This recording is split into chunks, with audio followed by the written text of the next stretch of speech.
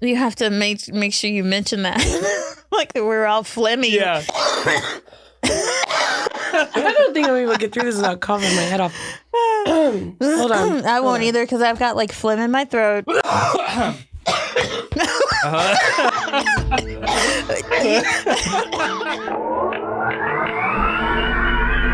Perhaps I could use this as an excuse to go to those far-off planets with little polka-dotted people if necessary, and be able to talk about love, war, nature, God, sex, all those things that go to make up the excitement of the human condition. I'm Captain James Kirk. Spock. Your move, Captain. Jim Kirk of the Enterprise.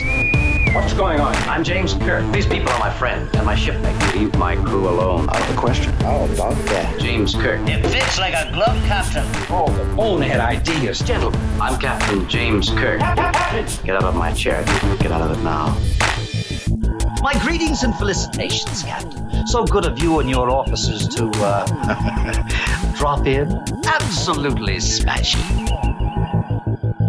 Jolon True, everyone, and welcome to Humanist Trek. It's a Star Trek podcast about the humanism in Star Trek. I'm Sarah Ray. And I'm Allie Ashmead. And I'm Becca Ray. Becca! Hi. We are here. We're gathered today because it's almost Christmas. It's almost Christmas. And I brought special prizes. Ding, ding, ding. We should mention that all the coughing and the scratchy throats due to the Christmas tacos. Yeah, the Christmas tacos that we had for lunch. Between the cheese and the sour cream and the hot sauce. Yeah. We're all very It's phlegmy. It's going to be a phlegmy afternoon. So sorry. So Merry Christmas. Merry Christmas. Our Merry gift, our Phlegmus. gift to you. Merry Phlegmus. Merry Phlegmus. Yeah. Merry Coughmas. There you go. Okay. Merry Mucusmus. Merry- Sorry. One more. Last one. Okay. Oh, jeez. Okay. So I brought you each a Christmas present, and I'm going to give you before we... Sweet. No, you shouldn't have. No. Yeah, All right. you should have. Well, no. I'm just... I won't turn down presents. So, Sarah, I put yours in a box because I can't just hand it to you, or you'll be like, what the fuck? Oh, I love that Sarah Okay. doesn't know. So go ahead. Oh, I have to go. Yeah. Oh my God. I love it. It's amazing. Okay, what is it? Show Allie what it is. Okay. It is a little plush Gorn. Oh, it's so adorable. Oh my god! Oh, thanks. Oh, I love it. All right, give me the box back. Oh, and then you're gonna put mine in the Yeah, same we're box. reusing Okay. boxes. I love Oh, it. I gotta find a. It's so cute. Oh, it's in a. Let me guess. It's like a Hura or a Borg. I gotta find a place for this in the It studio. has nothing to do with hers, but it's... Oh, Star Trek cats. I've got a book. Oh, Oh, I love it. And they're all in. So these are all cats in Star Trek uniform. Medical officer, science officer. And these are from the original series. Both of these gifts are oh yeah. based on the Thank original you, series. Becca. You're Thanks, welcome. Becca. I love it. Because I was like, I'm going to do something fun. I love it. Oh, look at Scotty. Oh, okay. This is cute.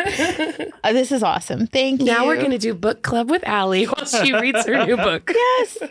This is bedtime. Oh, this has got to be McCoy. Oh my Big gosh. cat with a bottle of whiskey. Or no, is it Scotty? I don't know. And my gift to Very you, sorry. Yes. You should be. my gift to you guys both is a bottle of Romulan ale, which is actually it's vodka, but it's an actual bottle of vodka Super that cool. has been So cool. from StarTrekSpirits.com. Love it. So yeah, check it out, guys. Absolutely. It's in a really cool, like fancy, bottle. Yeah. Futuristic Yeah. looking bottle. So cool. So cool. You have to put a picture of the bottle. You can't Oh, drink yeah. it. You can't ever drink it. I have to display it. Yeah. Yeah. Or just fill it with blue liquid once you drink all the There you vodka. go. Little food coloring. We'll have to open it up for like a special milestone for the podcast. Oh, that's a great idea. perfect. Save it Yeah, for. this is why Okay. we keep you around. Yeah. Thank you. It takes 3 of Well, us. certainly not because I'm giving you easy questions. No. No, definitely not. Okay. Well, Merry Christmas, everyone. Let's Merry get to our Christmas. episode. It is Star Trek, the original series, Season 1, Episode 15, Balance of Terror. Sir, contact with an object. It's moving toward us. No visual contact yet. Deflectors, full intensity. Mr. Sulu, yes, Captain. Anything on your scanners? It's coming at light speed. Collision course. Visual contact. Anything, over? All wavelengths dominated by ionization effects, sir. All engines full stop. Fans of New Trek will probably know that this is the original series episode that Strange New Worlds did a almost shot-for-shot remake, subbing in Pike for Kirk. I didn't realize it until I was into a third of the way in, and I'm like, hey, this is really familiar. I've seen this before. Yeah. Yeah. And I mean, and I was like, did they do? And I pinged you, and I'm like, didn't they do this exact same setup, Strange New Worlds? Sure enough. I'm gonna jump the gun here, but did it affect you any differently watching them out of order like that? Because you saw the remake before the original. Not really. I mean, I almost need to see everything twice, and I've only seen that episode of Strange New Worlds once, to just get it in my head. But I mean, it was familiar enough to where I'm like, okay, this is the same. This is the same episode. All right. Well, we open down in the chapel where some young officers are getting married, but there's some shit going down at the Romulan neutral zone too. Earth outposts are being disappeared. So Kirk's trying to get them all married off before all hell breaks loose. So they're going to a bunch of crew members are gathered in a room, and Scotty tells Kirk that the ceremony is going to be carried out on the view screens, I guess, for everybody else. Rooms are small on the Enterprise. They can't all get together. Cue the wedding music, and these two come in. Well, actually, the lady comes in on Scotty's arm, right? So he's giving her away. Angela Martine, and then she's marrying Robert Tomlinson. Did you notice that this wedding had a kneeling bench? Yes. And she knelt down, closed her eyes, almost prayer-like. Yeah. And then got up. Yeah, I was like, whatever. I don't know. I don't know. I focused in on that a lot because, as a humanist celebrant, right, we're tasked with creating meaningful ceremonies without the religion. And so I would think, futuristically, what would future wedding look like? This was very, reminiscent of current day weddings. Yeah. They weren't trying to imagine a futuristic sort of wedding. Right. They weren't there yet. They were getting there, but they weren't there yet. And so another thing, when Captain Kirk starts to officiate the wedding, he says, since the days of wooden ships, all shipmasters have had the privilege of uniting people in the bonds of matrimony. That's actually not true.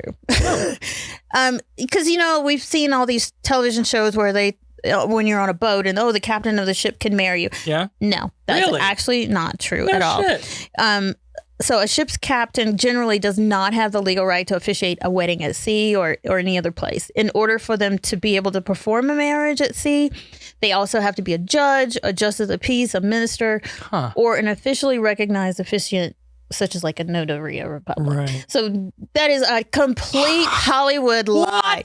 It's a lie. You just rocked my whole world. It's always been a lie, so it's bullshit. Anyway. So Kirk tries to get them hitched, but they're interrupted by an alert. Outpost 4 is under attack now, so everybody bails on the wedding, and red alert, and we get random crew people running frantically through the halls. That's my favorite thing. Look busy, everyone. You're right. I want to be an extra in Star Trek where I don't need to speak. You can put latex shit all over my face if you want, whatever.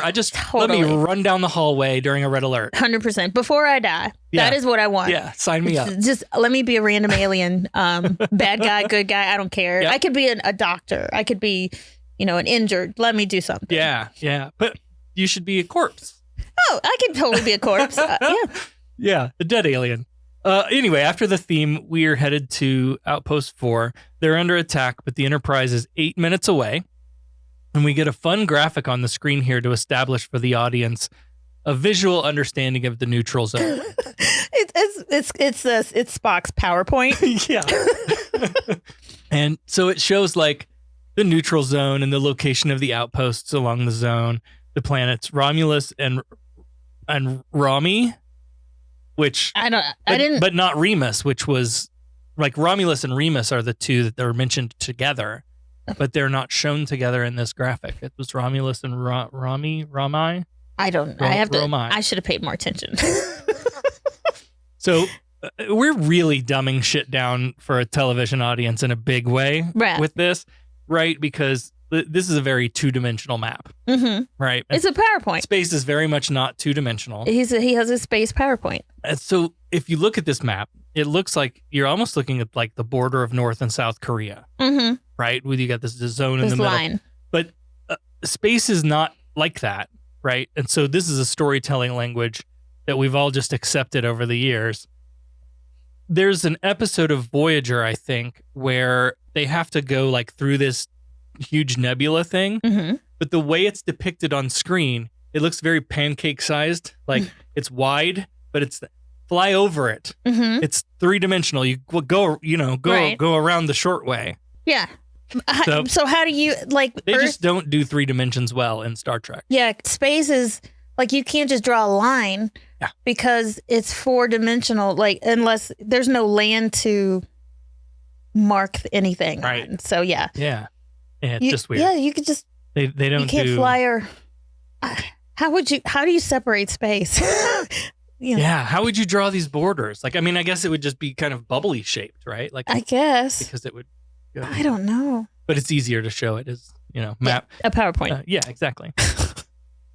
The parallels to the real world here are many with this map, and I read a post by somebody claiming that they worked on Star Trek back in the day, like during the time of this episode, and they said that Gene saw this situation not like North-South Korea, but more like just the general post-Civil War Pacific. America? Post-Civil War? The Pacific. Okay. So that whole China, Japan, that whole region from here to there. But the idea of the neutral zone does parallel a lot of things in history, like the demilitarized zone and the Berlin Wall and the Great Wall of China and like all of these. The wall we were trying to build at the southern border of the U.S. Yeah. I mean, we love our borders. We sure do. Isn't that dumb? It's yeah. Styles is pretty confident he knows who the attacker is. It's the Romulans.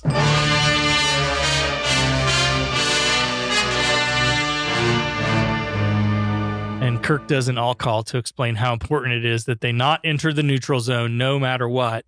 Spock gives us a history lesson. Earth fought a war with the Romulans using primitive atomic weapons. Neither side ever saw the other, so they don't know what Romulans look like. Yeah, that's interesting. Put a pin in that. Oh, yeah. Kirk makes it clear that they can defend themselves, but nothing will lead them into the neutral zone, even if it means sacrificing outposts and even the Enterprise itself. Yeah. That's a tall order. Yeah. I don't know that I felt the stakes at this point of like, it's worth sacrificing the Enterprise for. To not go into the neutral zone? To not go into the neutral zone. Yeah. Well, yeah, like we put a pin in that for sure. Yeah. Because we learn here that Styles has some history with the Romulans. His like great grandpappy served and died in the war. And then they had other officers too. So he thinks himself pretty knowledgeable. And Kirk's like, look, that was their war, not yours. Styles describes the ships as having a large bird of prey painted on it. And bird of prey, wasn't that Klingon? Was it a Klingon bird of prey that had the bird of prey? They both have had birds of prey. Okay. Is it a type of ship class or is it? Yeah. Okay. Yeah. So here we have another trigger happy navigator. I don't know what the heck it is. Another super racist trigger happy navigator. Yeah. Doesn't want to listen to the captain. Has his own idea of what should be done. Let's shoot first and ask questions later. Yep. Outposts 2 and 3 are obliterated, including the asteroids they were housed on. So we get to go to battle stations and Kirk calls for weapons hot. Cut down to phaser control, where there's a still unmarried Martine is having... That was the weirdest flirtation session ever. It was. She's heating up the phasers and Tomlinson pops in and this conversation about like our wedding day got fucked by this whole thing. And Martine's like, yeah, well, you won't get off my hook that easily. And Tomlinson's kind of a dick here. He says, like cool story, but I'm still your outrank superior you. officer. Oh. Get back to work, bitch. But I do like the fact that, you know, besides Uhura, every time we see a woman on the ship, it's always in some role that's more suited for, quote unquote, more suited Right. for a woman, like a yeoman, which is like an administration person, or a doctor, a psychiatrist. Mhm. Yep. So Uhura has typically the only technical job as a woman. Yeah. So it was cool to see her like handling them weapons. Right. Yeah. On the bridge, they're racing toward Outpost 4, and they get a radio call from Commander Hansen. We learn that Outpost 2, 3, and 8 were destroyed by an unknown ship with immense power. Their shields didn't do a damn thing. Like he's located like deep within the asteroid, I think he said, and they still got to him. Yep. And one more hit, Outpost 4 will be gone too. They can't locate the attacking ship because it keeps disappearing. Hansen hooks in his cameras, and we see him in his outpost command, and it's like all on fire, messed up shit's and all destroyed. banged up. Yeah. The attacking vessel appears again, and they patch the visuals into the Enterprise, so we are treated now to the destruction of the outpost, complete with the most overacting I think we've seen in a while. when the whole thing blew, yeah. It's like no freeze frame. Yeah. So there goes Outpost 4. Kirk and Spock puzzle through the ship's ability to disappear. It seems to have become visible only to fire weapons. Yep. So, like, that's established canon now. They can't shoot while cloaked. Yep. Spock's following a blip on the sonar, and the ship casually turns and sort of heads towards the neutral zone. As if they don't even know they're Being there. followed, right? Yeah. So, definitely Romulans. Kirk asks Styles and Sulu to plot a parallel course to make it. They wanted to make it look like a reflection. So they wanted to follow behind them, but make it a reflection like that doesn't happen in space. right. There's no water. There's nothing to reflect against. Right. So maybe So it's electronic. like a sensor reflection of some kind, maybe but even that's it. that doesn't. I'm not. make, no, I'm not buying The it. science is not sound. I mean, I'm not a scientist, but something's not fishy. It sounds fishy. Yeah. Well, and I would think of a species like this that has powerful enough weapons would have strong enough sensors to not be fooled by something like that. And not only that cloaking, I think Spock said that, that he theorized that cloaking technology, well, that's like some pretty advanced technology. Right. So they would know, surely they would know. Surely they would know. And then also that cloaking technology, they think takes a lot of energy. Mm-hmm. Styles wants to intercept this thing and blow it to bits, and he challenges Kirk's authority, like right there on the bridge, which is something you shouldn't be doing. I tell you, these guys are so insubordinate. And that wouldn't, that does not, I can't imagine that happens in our, today's military in any form. Yeah. Not without you having to scrub toilets with your toothbrush or some dumb shit like that. Yeah. But he says, "May I respectfully remind the captain what has happened? These Romulans snuck across the neutral zone, fucked up our outposts, killed our people. Hell, there could even be Romulan spies aboard the Enterprise." So he's cranking the xenophobia up to 100. But Sulu agrees and suggests they should, maybe they'll at least stay on security alert if there could be Romulan spies on board. Now, where the hell would they have picked up Romulan spies? Yeah. Okay. When you're paranoid, when you're a bigot and you're paranoid, that's what you get. You're right. You're right. Uhura picks up some chatter on the radio, but it's some kind of code, and Spock too easily, again, puts on his hacker t-shirt and pulls the visual from their bridge. How the fuck do they do that? We still don't know how they're able to hack into their ship and see them. Here's the thing. Spock's really fucking smart, and apparently he's a voyeur. He's always sneaking into people's cameras. We get our first visual of the Romulans. They do not look highly advanced to me. No. And Style notices the Romulan captain's physical resemblance to Spock. He's got the ears, the eyebrows that go up. And then Spock, did you catch his look on his face? He has a little bit of a smirk, but as if he's about to say, well.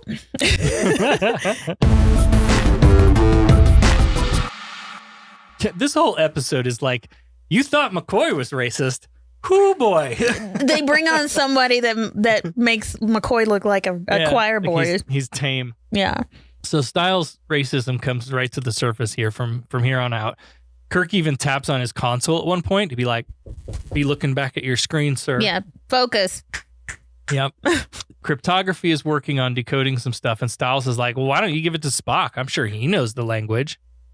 I swear. Right? Just because I look like those people? Come on. Kirk has a great line here, though. He pulls Styles around and says, in no uncertain terms, leave your bigotry in your quarters. There's no room for it on the bridge. I love that. I love that so much. And you know, we always make time for bigotry, don't we? Yeah. But I did appreciate that. Mm-hmm. And again, like this line as an idea coming from the 60s. Mm-hmm. Because that time was very, very volatile for the race relations, the black and white Jim Crow era. There's a few things that I've noticed along the way, and I try to make notes on of like, that's a thing that surprises me from 1964 or whatever. Like surprises me and it makes me feel, real good about okay. like, not everyone was like that. Right. But we still had issues in Hollywood, so. Uhura gives Spock the floppy disk that has the recordings on it. And he starts analyzing. Speaking of floppy disks, you haven't been here in a while. We're going to get off track now. But Devin's sister does 5 1/4? Does bookbinding. Uh-huh. So she made a little notebook for me. Oh, it's a 5 1/4. Out of the old 5-inch this floppies. This is awesome. And they're real. That's the a legitimate magnetic stuff in there too. Probably got them at a estate sale or a vintage junk store or something. I love it. You have to take a photo of this for our website. Yes. Put it on all the socials. Anyway, Spock starts analyzing this floppy disk. On board the Romulan ship, Romulan Sarek and I'm going to call him this through the whole show. No, the reason that Sarek is Spock's father. Right. And he's played by Mark Leonard, mm-hmm. who plays the Romulan commander in this episode as well. Really? Mm-hmm. I did not realize that was the same. Are you sure? I'm dead sure. That's the same person? Same guy. Same actor. Are we damned? Yeah. Well, there you go then. There you go. Romulan Sarek is arguing with a subordinate about whether they're being followed or not, or if it's just running from a reflection. But Romulan Sarek doesn't want to take any chances. It doesn't matter how much power that cloaking system pulls. He wants it back on. The Romulan commander says to this guy that he calls the Centurion. I can't tell if he's an advisor or what he is. Right. And he's like, well, he says, study the enemy, seek weakness. That's what he would do. Decius is another officer that comes in and he dispatched a subspace message that's in violation of their radio silence, and Commander Sarek, he demotes him. He's like, you shouldn't have done that. Serious chain of command bullshit going on here. Like who made you? There's a lot of there's a big pissing contest. Oh my goodness. Yeah. They talked about like he was just trying to share the good news with the Praetor, like, of our successful mission and whatever. I want to brag on us. Right. This was the point where I decided maybe I went the wrong direction with our Starfleet Academy Cadet Challenge. Well, how come? So the question was, what significance did the helmets that some of the Romulans were wearing have? Oh. And my initial answer was, right, we just said separate them from the Vulcans so that they're at least identifiable. But I'm thinking perhaps because all of these are like Roman titles, are the Romulans meant to be like reflection of the Roman Empire? Roman, Romulan. Because they had Praetor, Praetor is like the high whatever. Mm-hmm, yep. Could be something like that. Yeah. And then when the commander demoted Decius, he was told by the Centurion, whoever the fuck that is, that you need to be careful because Decius has powerful friends, and so you don't want to piss him off. So he has the ear of, I guess, some powerful people. Yeah. But they think they've got the next few moves of chess figured out here and decide that we'll go home to Romulus. The Earth ship will have to follow. And when they do, we'll destroy them and launch yet another war. And it was at this point I was like, this is familiar. I've seen this before. So yeah, it took me a while. It took me a little bit to realize this is the same episode as Strange New Worlds. That's awesome. When Spock described the Romulans earlier as sort of a devious warlike race, what seems to be happening here then is that Romulan Sarek grows tired of that life. Mm-hmm. And he even says that he finds himself wishing for destruction before they get home. Yeah. He is just tired of this war all the time. Yeah, that was the thing that stood out to me in the Strange New Worlds episode. It was like, I didn't expect for the Romulan to have that attitude because they painted them as so evil and, bloodthirsty. But to be honest, he's sick of war too. Yeah. Yeah. Back on the Enterprise, they're still matching the Romulans' course changes, less than an hour to the neutral zone, and they all head down to the conference room to take a look at the data from the destruction of Outpost 4. Spock has this chunk of something. It's a piece of their shield. Yeah, it was where did he get it from? The debris from Outpost 4. Okay. Yeah. So he I guess to demonstrate what the Romulan weapons are doing to it, he tosses it on the table and it kind of shatters. Yeah. But he said it was cast rhodinium, which is the hardest substance known, apparently. But yeah, then it just crumbles. They think it's a major plasma weapon, which the Enterprise is no match for. But the disadvantage the Romulans have is that their power is only impulse, he says. And we know that their cloaking device takes a shit ton of energy. So maybe we could outrun them. Yeah. Styles still wants to attack, arguing that running from them would guarantee war. And Sulu's like, well, how can we can't shoot what we can't see. Mm-hmm. And Spock agrees though, but this is when he's pointing out about the Vulcans. He's like, Vulcan had begun to colonize space before giving up its warlike ways. And that if the Romulans are descended from ancient Vulcans, then they're more dangerous than Kirk might realize. So it's like he doesn't that really... That theory came from fucking nowhere. Well, yeah. Because nobody has mentioned it at this point in the series. He hadn't said shit when they came on the screen. Right. Or anything before that, because they've been fighting the Romulans for a while. But yeah. I don't think they tied that up. No. Styles is being racist again with Spock here too. He's standing up, leaning over the table, going at Spock like, you're the expert in these people. I find that very interesting. Why, huh? Why are you the expert? Yeah. That made me cringe. I can't stand that attitude. I've seen it in real life, and I hate it. That it's veiled bigotry in a way. It's hardly veiled. Yeah, it's not veiled, but not very well. But it's inappropriate in a place of work, or it's inappropriate everywhere. Yep. But so Spock agrees that they have to attack, and he says, think about it, an entire race of proto-Vulcans who never found the peace of logic and reason. Mm-hmm. These Romulans must be just savages. Yeah. Which is a thing that we do a lot to people we don't know. Yeah. White people showed up in this country and found the natives and were like, they're savage. Right. That's a thing that we do. Yeah. So we're doing it to the Romulans here. McCoy's the one pushing back on this approach. He's like, Jesus Christ, man, you want to start another galactic war? So Kirk radios Uhura for an update. They're about 20 minutes for the neutral zone and probably 3 hours from getting a reply to the message that they sent to the nearest starbase. Right. So they're going to have to make a decision without hearing back from command. There's a comet ahead, and the Romulans are headed right for it. And Kirk figures when they pass through the comet's tail with the dust, they'll be visible and they can attack. So the Romulan commander actually hopes that they can double back and intercept the Enterprise, but then he learns that the target is no longer following, and so he's like, okay, evasive maneuvers. He does a U-turn. Yeah. Meanwhile, the Enterprise lay waiting for the Romulans to become visible, but the comet clears and there's no Romulans. Dun, dun, dun.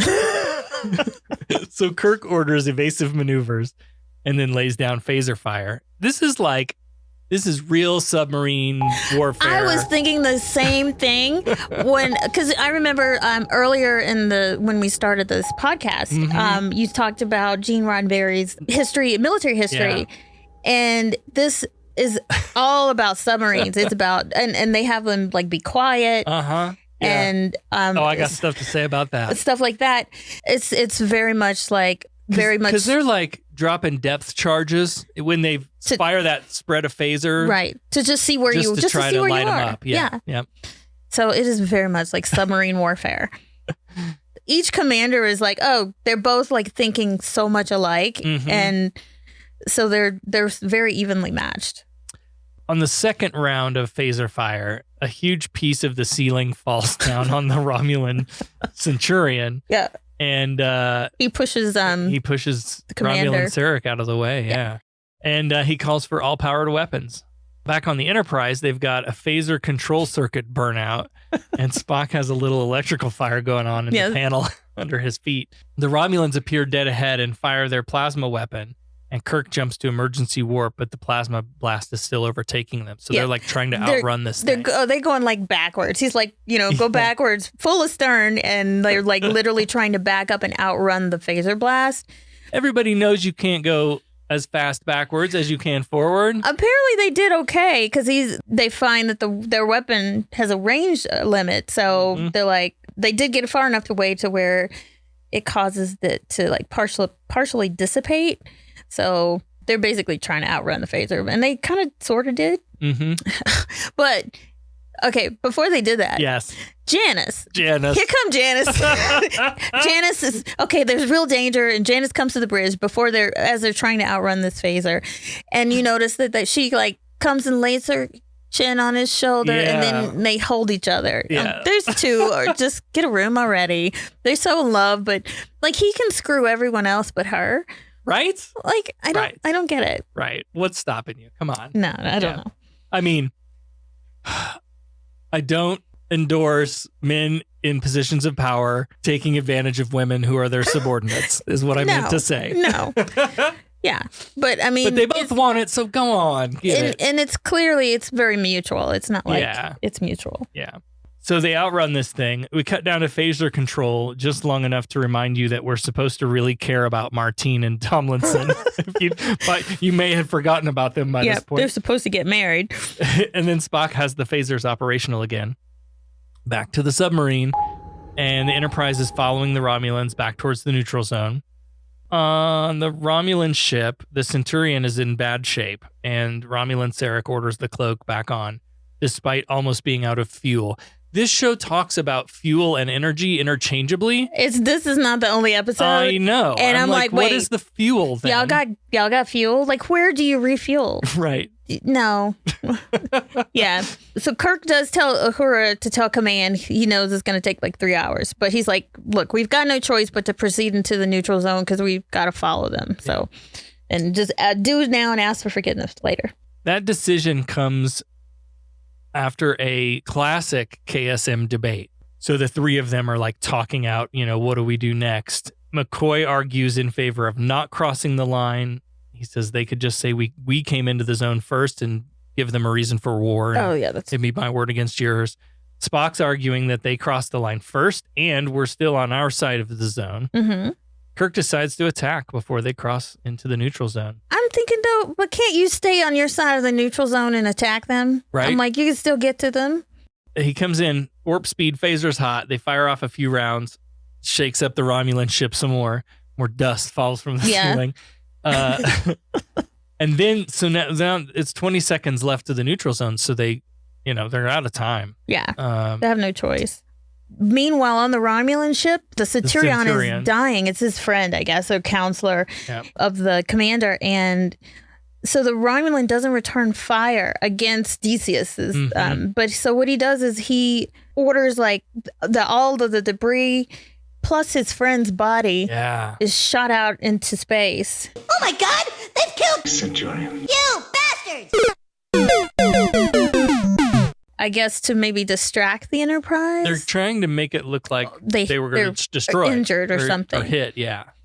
Spock picks up the debris field. This is like, this has got to be a trick. Yep. Because he knows. There's no way that the amount of debris there would account for an entire Romulan ship. The debris field would be a lot larger. And he I think he detected a body as well. So he's like, this is a trick.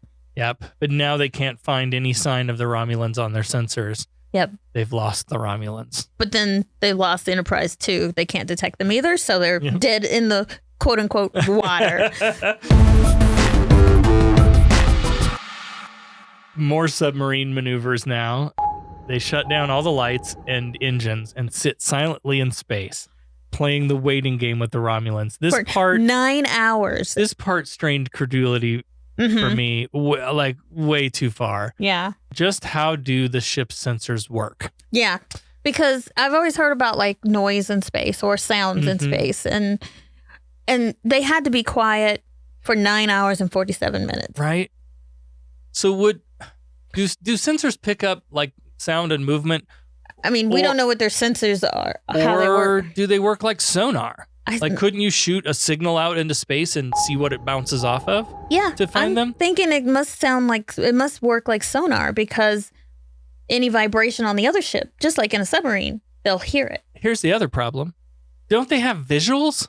The Romulans could go to a fucking window and look out and see the Enterprise. Enterprise isn't cloaked. I don't know. This is like so not sound to me at all. This episode wants us to believe that the Enterprise turns off the lights and everyone stays real quiet when that bill collector shows up and starts knocking on the door, and maybe he'll think nobody's home. We're not here. No, we're not here. Yeah, look out a window. 9 hours, 47 minutes of this hiding in the bathroom with the lights off go by, and Janice comes into Kirk's room and offers to get him some food or coffee. Can I get you anything, Captain? And he asks her to bring coffee to the bridge. Here we go. More drinks at the workstation. Yep. McCoy comes in as Janice leaves. So now it's Kirk and McCoy. And Kirk says, I wish I were on a long sea voyage somewhere. Again, playing into our naval battle. Yep. Somewhere with no responsibility.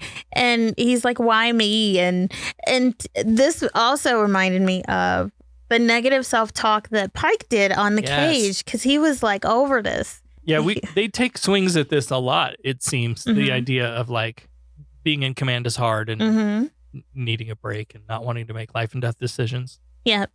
Yeah. And he admits to McCoy like that when his crew looks to him to make the next move, he's like, what if I'm wrong? McCoy has a great line here. He says like something he doesn't normally say to his customers.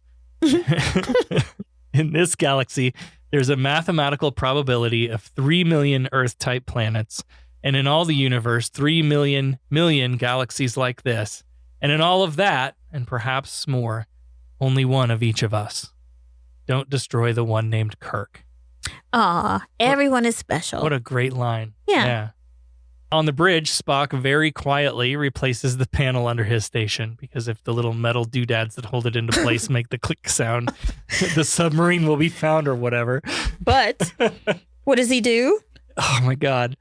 Come on, you've done this before. You're like working on the floor under a table and you reach up and you just knock a drink over or something. Yep. Yeah. He hits a panel. Hits the loud button. Makes a horrible noise. And all of a sudden now the Romulans know where they are. If they had just explained a little bit more about how the Enterprise could possibly hide from them, right? Then it would have been fine. Yeah. Yep. So then they move into attack. Kirk turns on all the lights and maneuvers away, tossing a few phaser shots on the way that shake up the Romulans again. And the commander is like pissed off that he like it literally anticipated his move. They're like right there, move for move, shot for shot. Yeah. Decius is pretty well resigned to defeat at this point, but Romulan Sarek suggests there may be another way to save the Praetor's pride, and he orders debris loaded into the tube again. This time with a special delivery. He loads up some of those old nuclear warheads from back in the day, which they still have on board for reasons. Yeah, I don't know. I mean, obviously, it's not like they're not going to use it. Seems like that would be, if we've stopped using them, it would be dangerous to be carrying them around. Spock detects the debris field again, but this time with a different object. Oh, it's a metal case object, he says. So, and they blast at it point blank. Okay. Boom. Okay. Of course, this causes... nuclear war for anyone is never good. Right. Yeah, it causes damage to the Enterprise. It throws everybody across the bridge. Oh, Everybody I love does that. the run and fall. What should we call that? Like when everyone does that, throws themselves against the wall. There's got to be a word for that. The jerk. Yeah, yeah. They do the jerk. But the damage to the Enterprise is just overloads and burnouts. With the Enterprise apparently disabled, Romulan Sarek decides to go home. But the rest of the crew is like, what the fuck, man? We're not going to finish him off? Yeah. Like, isn't that the whole point? We don't take prisoners. We don't leave survivors. Romulans till we die, you know? Straight out of Romulus. Oh, we got to make that shirt. I got to write that down. You don't have to write it down. You can just listen to it. You say that, but I won't remember. Straight out of Romulus. Straight out of Romulus. On the Enterprise, Kirk is surveying the damage. They have 20-some casualties, mostly radiation burns. Only the forward phasers are operating, and our boy Tomlinson is there alone. Oh no, what happened to his bride-to-be? Oh no. I mean, she went somewhere else. I don't know. Styles offers to go down and help in phaser control since that was his first job. And Uhura takes over navigation. Once again, like, it was really forward at this time to have this strong black woman in such a position. Yep. And so not just a bridge officer. She can do it all. She can fill in for I love it. Yeah. I fucking love it. Yep. Spock suggests moving away to make repairs, but Kirk suggests they play dead and try to lure the Romulans back to their side of the zone. More playing dead.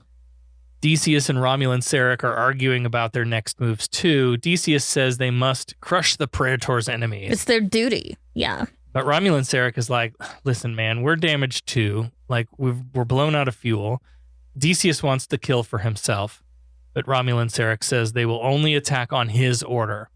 Down in phaser control, Spock is checking in on Tomlinson and Styles. Styles pulls another race card. He's like, we'll do this without you, Vulcan. Spock just walks away and doesn't respond to these ridiculous he doesn't bite bigotry. into the taunts at all. No, which I love. I love that about him. Yep. Take the high road. Yeah. But just as Spock leaves, there's a coolant leak spewing out of the wall. Tomlinson leaps to action, but then they kind of cut away back to the bridge where the Romulans moving in for an attack, and then Kirk's like fire phasers, but both Tomlinson and that dickhead Styles, they can't answer because they're like on the floor because of the coolant fumes. And then Spock was in the hallway and didn't hear them respond, so he goes back to the phaser room and he fires at them in time, and then he manages to pull fucking Styles out, which I think he should have let Styles eat it, in my opinion, and should have gotten Tomlinson. On the bridge view screen, we can see that they're drifting in space now. The Romulans got really knocked out with that phaser fire. And Kirk radios over to the Romulans, standing by to beam your survivors aboard. Prepare to abandon your vessel. How nice. That's very humanitarian of them. Yeah. And, you know. Yep. Romulan Sarek refuses, though. He says that he and Kirk are much alike. He's come to realize in the last episode. Yep. Perhaps under different circumstances, they might have even be friends. And then Kirk's like, what purpose does it serve to die at this point? You know? And the commander's like, they are creatures of duty, and he's lived by it all his life. He's like, don't you worry. I just got cast as Spock's dad. I'll be back soon enough. Don't you worry about me. Oh, and hey, watch this. And so he just decides because of the duty, his last act of duty is to self-destruct. So they watch as the Romulan ship blows up. Oh my God! They've killed A Romulan ship. you, bastards! Kirk joins Spock and McCoy in sickbay where they're checking out Styles. He's going to be okay.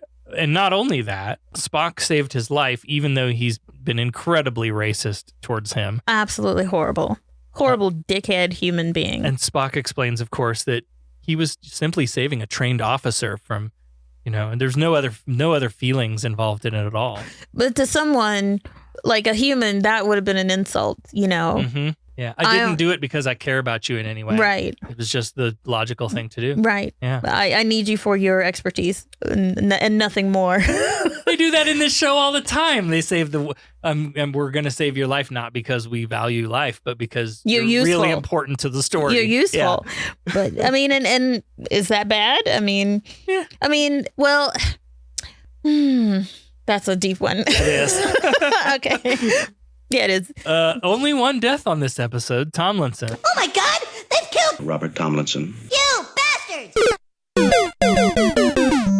I know. The boy who was going to get married at the beginning of the episode. Well, I did count the commander, the Centurion, and Decius, and the whole, and plus all the unknowns from true. Outpost.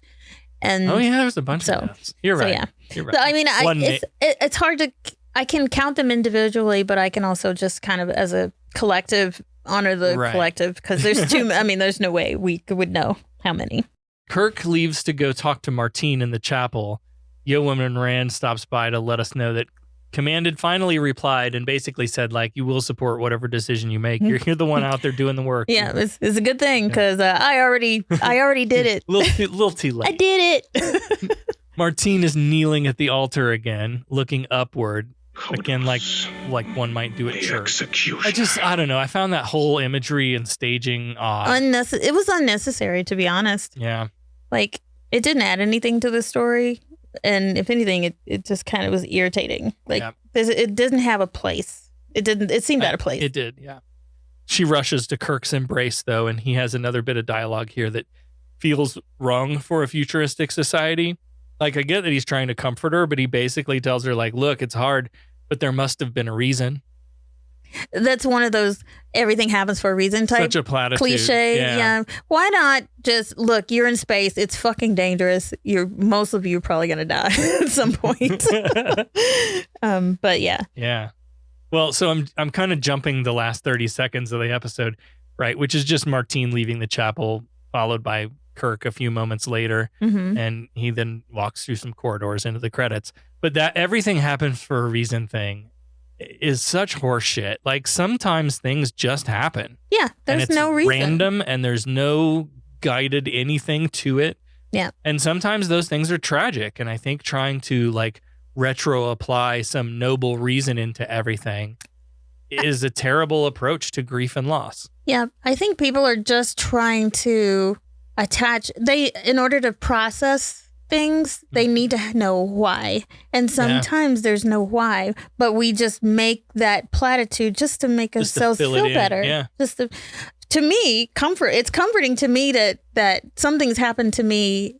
Like, if someone else doesn't do something to me, right. Like if something bad happens, it's not anybody's. It just happened. Yeah, it isn't karma. It isn't. Yeah, the devil. There's nobody cosmic. Shit just happened. There's no cosmic force trying to get me. Yeah. I mean, I feel better knowing that shit just happens. Yeah, and I do too. I can cope with that much better than everything happens for a reason. Okay, so this was somebody's reason. You poke that with a stick for any length of time, you come up with more questions than answers, and it's not a good look. Like, no, and there's no proof. Like, what was the reason? Well, that's a dick reason. Yeah. Like, whoever did this is a dick. Like, a lot of times you'll hear, like, particularly religious people will say, oh, God needed another angel, or God has some other use for them, whatever. That's a horrible thing to say. A real whole person away from me, and I don't know. That's bullshit. That's a horrible thing to say. It is, yeah. So, yeah, that doesn't comfort me at all, but we digress. The other theme that I took away from this one was the way Romulan Sarek kind of grew tired of war, and perhaps even the whole Romulan way of life. Yeah. Like, he was really facing some existential duty crisis thing. Yeah. And you got to wonder, like, the most military countries or civilizations, these soldiers are the ones being sent to die. And the praetor or whoever is the one sitting up on the hill telling everybody to die for them. Mm-hmm. And, like, surely they don't want to. Nobody wants to. No. So I think they could have spent more time on it. Maybe not in this episode, but as a character. Well, he's dead now. But like, just that idea of duty and expectation and orders and all of that military sort of lifestyle. Like, poke at that some more. Perhaps there is more to living than just following orders and doing your duty. Yeah.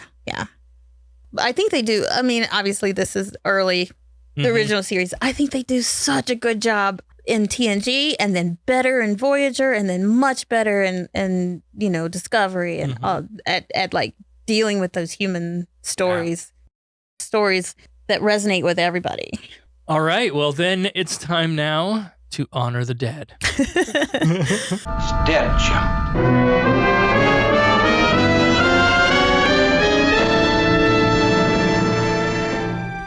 We are assembled here today to pay final respects to our honored dead. Rest in peace, the unknowns from Outpost 2, 3, 4, and 8. The murderous rampage of the Romulans sealed your fate. But the Romulan commander, the Centurion, and Decius did a self-destruct, so your death wasn't for naught. And rest in peace, Tomlinson, who was killed in the phaser room, and your beloved was left at the altar without a groom. But don't worry, she'll be in good hands with Kirk. We have no doubt he'll put her to work. Wink, wink. Oh, God. I love it. These are fun. Mm-hmm. Let's get right to business. Fine, I'm authorized to pay an equitable price. Federation has invested a great deal of money in our training. They're about due for a small return. Listen, we pay off percentages. We're entitled to a little service for our money, huh? Is this the way your citizens do business? Their right of petition? They pay their percentages and the boss takes care of them. Is there anything else? All right. Well, we want to thank our patrons. Thank you, patrons. We appreciate all of you so much. We just received our convention display pieces. And they look so good. They're so fucking cool. Please follow us on social media and you'll see great pictures of it. Oh, I deleted our Twitter account, by the way. Oh, did you? I just thought Okay. everybody should know. Cool. Yeah, screw that dumpster fire. So, yeah, we're looking forward to tabling and meeting some listeners in the coming year. I think starting in March, I think I've got like one a month. Awesome. to go Awesome. to. Yeah. I will be there whenever I can. I will be going on the Star Trek cruise leaving out of California in late February. So I will definitely keep y'all posted on that. That's going to be so much fun. I'm so stoked for it. And, you know, I was like, months ago, I was like, oh, I'm going to make my own uniforms and this and that and that. And then, and next thing you know, it's Christmas and I get 2 months and I'm like, I can't do that. Yeah. So I'm probably going to buy some and then make one of them, but it'll be a surprise, you know. And so basically make sure you follow us on all of our social media. I'm now on Mastodon. I don't know what the fuck I'm doing on there. I'm still learning the ropes, but I'm Uhura Borgon at mastodon.lol. I don't know what my personal was anymore, but there's a Humanist Trek one that is at Humanist Trek at trekkies.social. If you want to support all of these fun endeavors, getting out to meet people and going to conventions and stuff, that only happens because of our patrons. So be one of our awesome listeners. Head on over to patreon.com/humanisttrek. You can pledge as little as $3 a month, and it goes to a long way to support the production of this show. Of course, we know not everyone has the resources to give us some of them, and that's fine too. There are a lot of great free ways to help support the show. You can share out the episodes, leave ratings and reviews wherever you listen. All of that stuff helps people find us. I assume you're loitering around here to learn what efficiency rating I plan to give your cadets. Trainees, to the briefing room. Is that all you gotta say? What about my performance? Aren't you dead? I don't believe this was a fair test of my command abilities. There was no way to win. There's no correct resolution. It's a test of character. Now, what is that supposed to mean? I am understandably curious. May I ask you a question? Who's been holding up the damn elevator? All right, let's bring Becca back in for the exciting answer to last week's challenge. Last time on Humanist Trek, you asked us, what was the significance of the helmets worn by some of the Romulans in this episode? Okay, and we said it was to distinguish them from the Vulcans. But I think I may want to change my answer. As we discussed in the show, Centurion, Praetor, whatever it is, Decius. Decius was his name, but we don't know what. That is a Roman. Was it? Yeah, was it, that's a Roman leader's name. Was it his name or was it his title? That was a name. Okay. I'm pretty sure. Maybe it had something to do with position. So I'm thinking, oh, that could be too. Shit. Okay, go ahead. No, okay, sorry. so I'm thinking that Romulans were meant to be a reflection of Romans, and so these were like Roman helmets. Oh, I don't like that look. So Never mind. I'm not changing my answer. My answer would have been like it maybe indicated position, because I do remember Decius had that weird ass helmet, like it's one of those like 1930s football helmets that they. And he said that he had powerful friends, so that the commander shouldn't piss him off. So I'm thinking it meant some kind of social or military rank or status. Although he was lower ranked. He was under the commander, and the commander demoted him. However, whoever he was, he had powerful friends. So I don't know. It may be bullshit. So okay, well, I don't want to switch my answer now. I want to keep my original answer. What was your original Just based answer? on your look, the look on your face. I love it. I love it all. You know what that means? She's not giving anything. Oh, no. She's not giving us anything. No, she's not. Well, she was giving me looks. I just thought it was a very interesting thought process to go through.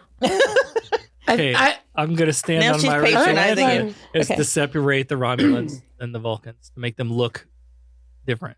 I love how much meaning and thought. And it's probably something really into this. Okay. I hate that. All it was that the makeup department used the same prosthetic ears for Romulans and Spock. However, due to budget time constraints, God damn it. budget and time constraints, we overthought. The less prominent Romulans were given helmets to cover their ears. Jesus Christ. And best part is the helmets were like old props from old other movies that were. Oh, we overthought that. God damn. Oh, that was a good one. Shit. That was good. See, we love Star Trek so much that we put so much thought into these answers, and it really. Oh my goodness. Damn. All right. Well, next week we'll be reviewing Shore Leave. While on shore leave, the crew's thoughts mysteriously come to life. What is our question for Shore Leave? The tiger used in this episode never interacted directly with the cast. Why may this have been somewhat of a bummer for William Shatner? What? They couldn't interact with the tiger, and Shatner was bummed about that. He wanted to interact with the tiger.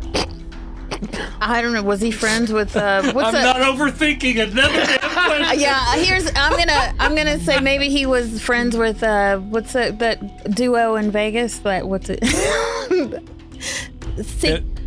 Siegfried and Roy. Yeah. Maybe he was friends with them. I don't know. Look, I'm trying to dumb it down.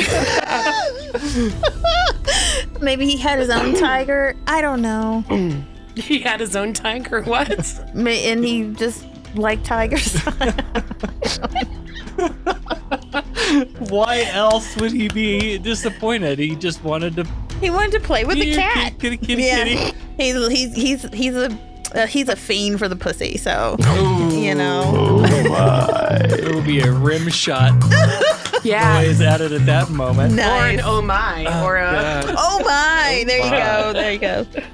All right. Do we have answers? Have you logged our answers? He wants to play with the cat? Yeah. Okay. I will mark it down. Yeah. I'll see you next week. All right. Well, we've locked in our answers. If you want to play along, no cheating, no Googling. Set a course for your nearest social media app and post your answer. Use the hashtag Starfleet Challenge, and we'll pick our favorite to be the winner.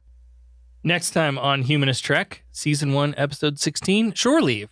So join us next week for the next exciting episode of Star Trek. And Merry Christmas, everybody. Merry Christmas. Or whatever Happy it is Hanukkah, you celebrate. Or, Happy Hanukkah. Happy Kwanzaa. Isn't there a word that mushes it all together? Oh, what is that? Christmas, Kwanzaa. That's the one, yeah. Is that an Adam Sandler song? Christmas, Kwanzaa, Hanukkah. Merry Christmas, Kwanzaa, Hanukkah. Anyway. And live long and prosper. Live long and prosper. Kapla! Humanist Trek is available wherever you replicate your podcast. Follow us on all the social medias at Humanist Trek. Become a patron at patreon.com/humanisttrek. Open hailing frequencies to podcast@humanisttrek.com and visit our website, humanisttrek.com. Humanist Trek is a production of Sarah Austin Media.